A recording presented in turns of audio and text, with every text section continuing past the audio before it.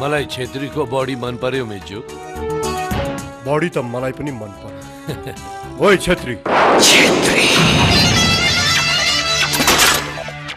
सलाम सेठ। मेरो माल सेठ। काम अधुरो गर्छौ अनि मालको कुरा गर्छौ? यो के भन्दै हुनुहुन्छ सेठ? हो, तिमीले लक्ष्मणको कार्यक्रम किन गरेनौ? यो के भन्दै हुनुहुन्छ सेठ?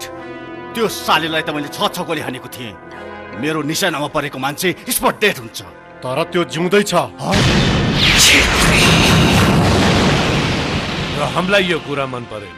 त्यो हाम्रो बाटोको काँडा हो र त्यसलाई जसरी भए पनि मार्नै पर्छ। मलाई एउटा मौका दिनुहोस्। यसपालि त्यसलाई। त्यसपछि तपाईहरुले बोल्ने मौकै पाउनुहुन्न। यदि बाँच्यो भने मेरो नामबाट छेत्री भन्ने शब्दै हटाइदिन्छु।